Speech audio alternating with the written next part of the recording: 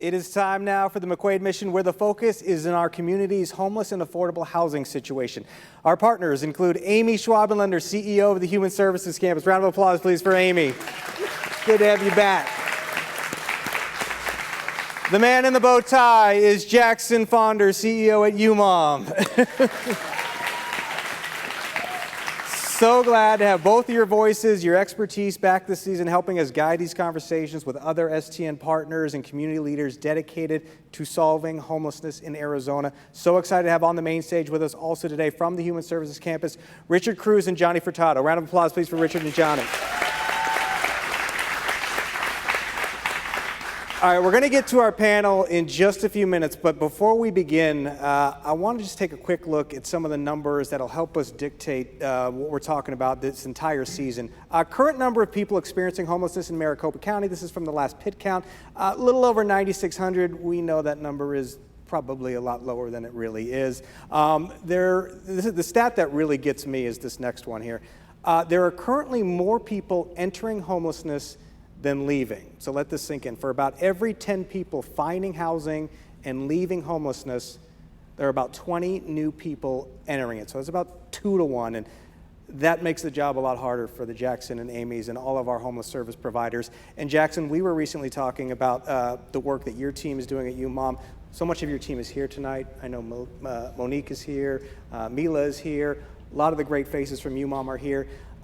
One of the things that you're seeing is a lot of the people there at UMOM, the families you're serving, a lot of kids there, a lot of kids at UMOM right now. Tell us about that. Yeah, 331 kids on that 7-acre campus. That's a lot of kids. Sometimes when we think of homelessness, we might forget that. But at UMOM, you've got about 140, 150 families with those 331 kids. So it's, they're quiet in the morning, getting on the bus, headed to school, and then all Hades breaks loose at 2:30 when they let them off. It's great to be able to help them, but it's also sad when you think about the kind of trauma that they're experiencing and what they've got to go through.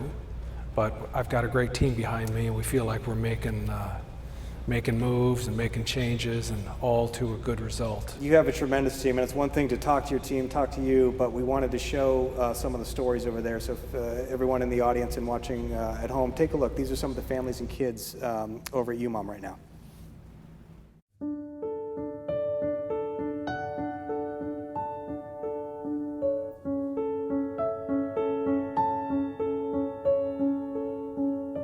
Having a child feel safe is very important for us.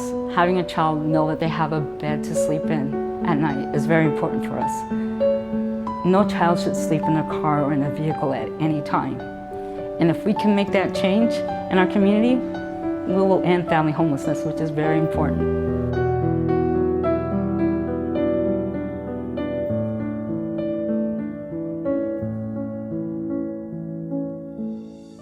When a child comes in here, they have a lot of, whether it's physical, mental, anxiety, stress, they've been surviving, and we want them to thrive. We look at people as individuals, like their stories, what they're going through.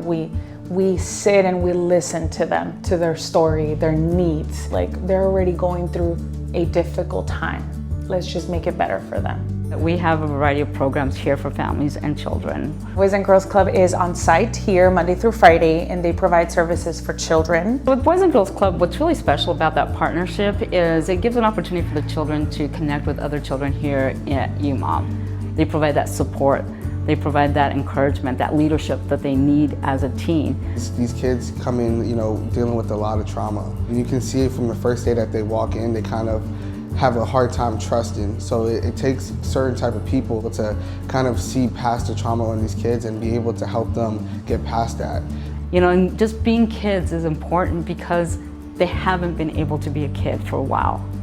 These families that I get to interact with, you can see them, come in kind of lost and distraught, and over time that, however they're long here, either it's a month or 3 months, they grow, and you see them kind of come into their own powers, like, okay, I can take back my life and I can get back on my own 2 feet. And we try to make as much impact in these kids' lives while they're here. You're actually helping generations change ending that homelessness in that household and seeing how they're thriving and helping other families and other teens is incredible. Everybody has hard times, but it's more comfortable here because you don't feel judged as you would on the outside, because everybody here is going through the same thing. With UMOM, no matter, there's no wrong turn, because it's just, we're all here for the same reason. We all try to get that understanding. Like I said before, there's no judgment. When people think of homelessness, they think of individuals. Family homelessness is an invisible crisis that we do not see. There are children living in cars on the streets. And for us, we don't believe that. We don't believe that children should be living on the streets or in their cars. We're here to serve the family and provide them the services they need to end their homelessness.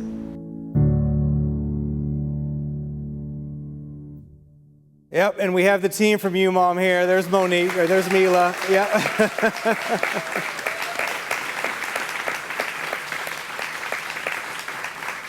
Oh, man. So, I mean, just like we started the show, we can talk numbers all we want. We can share the stories all we want. We can pull at our heartstrings all we want. But when we start talking about solutions, what are those repeatable solutions? What are those repeatable positives? And right now we want to talk about a solution that we know has actually been helping some of those families over at UMOM. It's diversion, and then the importance of something called flex funding. So Johnny, I know this is your space over at the Human Services Campus. So can you describe for our leaders in the room and watching online what flex funding is, and then how do you guys use it there? Well, flex funding is a housing program, which our main focus is movement assistance, eviction prevention. Okay. But we also assist with barriers in their housing. So we do judgment fees, vehicle repairs, immigration costs, utilities. You're giving money without restriction, right? You're just Pretty saying, much. you need help, this solves it. Yeah, actually, well, we do spend the money wisely, but we do help out with jurisdiction. So.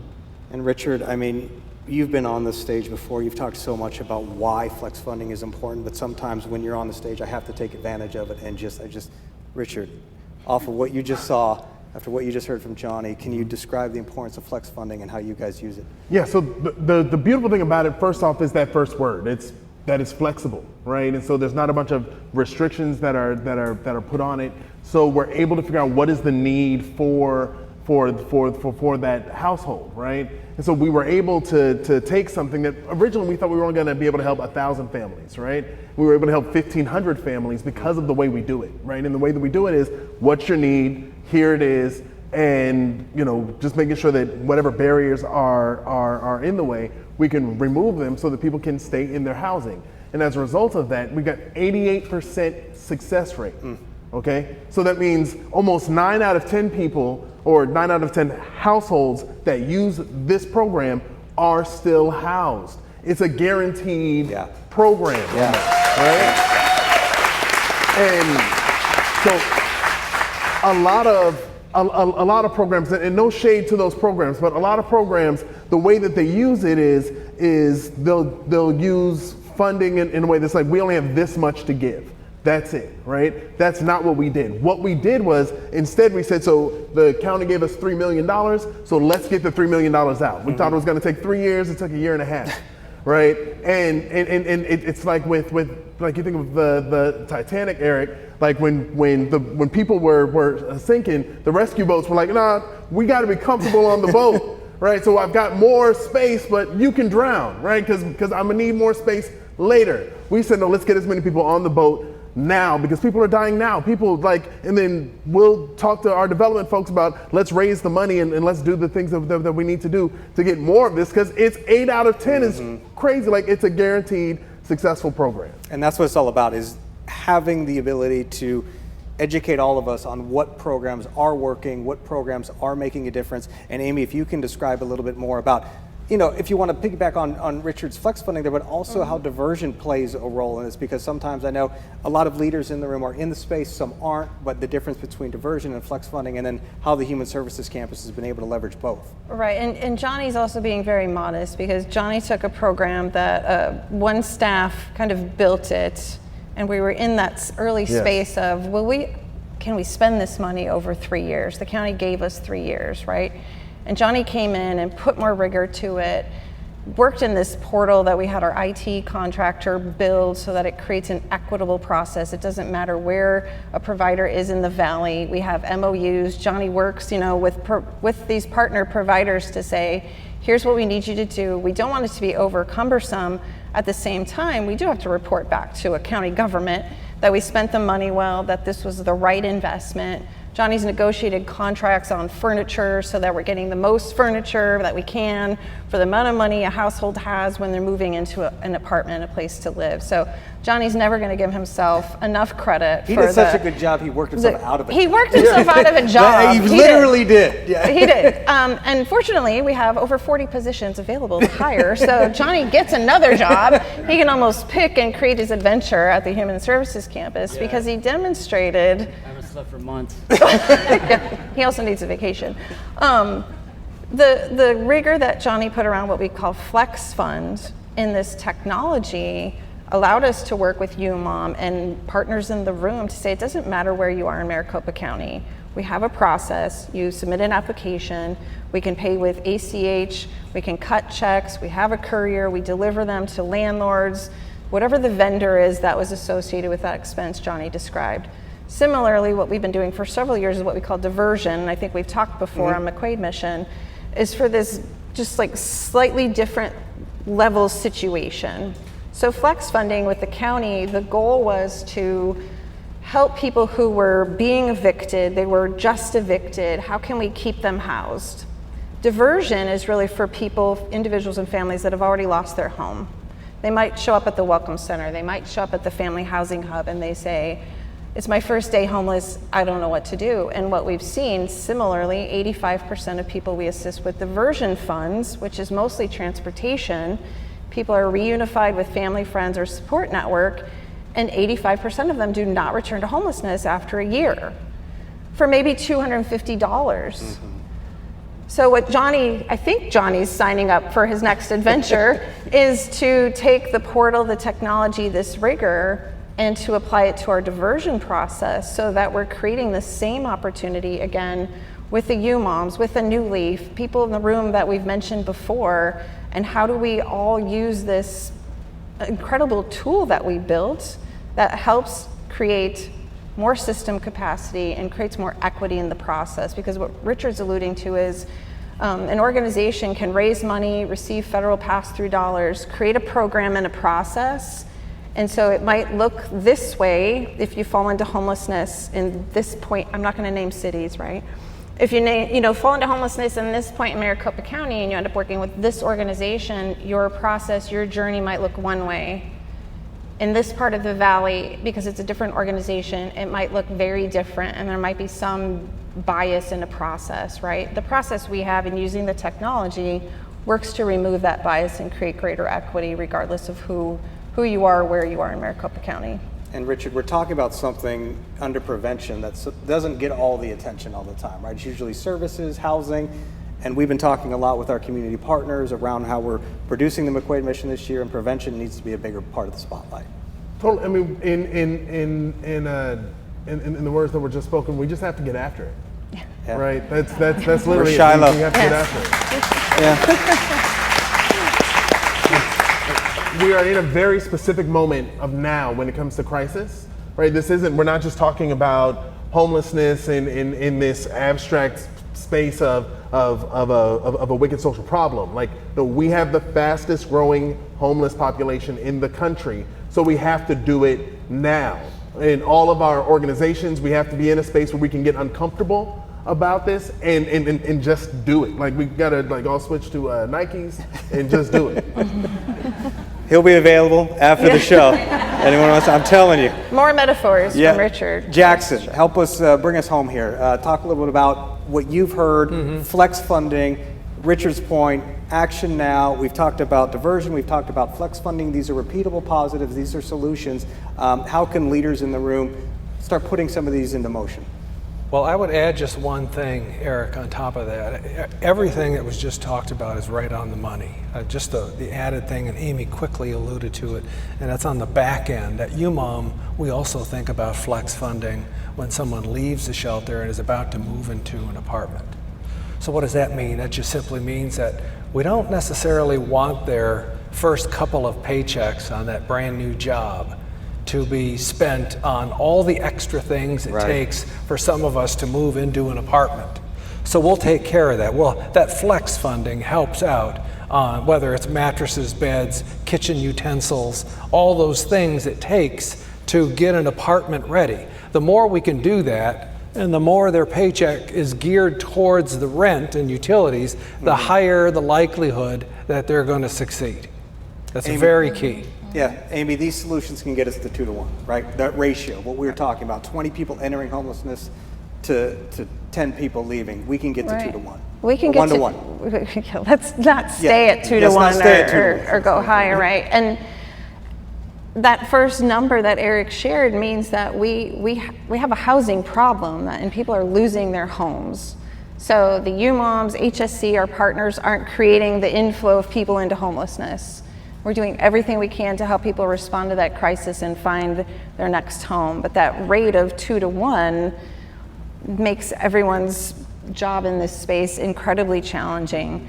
And so if we can look at flex fund diversion, our call to action, one of them is support efforts where we've built a system already. We have the capacity now, technology-wise, process-wise. If you're interested in investing in diversion and flex funds, we will take your investment and we will create that same outcome, and we will help people move out of homelessness or never fall into homelessness to begin with. One, at a lower cost than permanent supportive housing or other housing interventions that cost more over time. And if we let people live in homelessness for a long enough period of time, they need more supportive services when they eventually find a new home. So we have to have that support. Really specifically, I just say what I need to say. Do it. Bottom line, I'm just gonna go for it, right? Like, get after it. I'm getting after it. We need $1.5 million to maintain a flex fund each year. And we can use the technology, the system, the network, with all the local organizations we already have to maintain this program. Maricopa County doesn't have the funding to add into our contract, to renew a contract. Diversion is something we've already been doing, and we want to continue doing it, but we have to reduce the inflow. We have to take 2 to 1 to 1 to 1. 1 to 1 if we want to have a functional zero kind of system in Maricopa County. Last thing, Richard, can this room get us to 1 to 1? Yes. I mean, like literally, the will is in the room. Yeah. Right? I thought you were going to stand up and rally or something. He's mic'd. I'm mic'd, so I can't get up, but the collective will is in the room. The funders are in the room. The programs are in the room. It happens here at STN, right? And we just have to be willing to actually dig down and find, what are the imaginative, innovative programs that we can create that actually get us there? Because otherwise, we're going to have the conversation when we leave. We're always talking about at the after party of the meeting, in the parking lot, or when you get on your phone, on the Zoom, right? You're like, this is what we should be doing. Then let's do it. It's just that simple. Let's do it, and then we can get it done. Because the will is there. We don't go to work to most of us are not going to work to just pay bills. We get into this work to make the impact. So let's make the impact.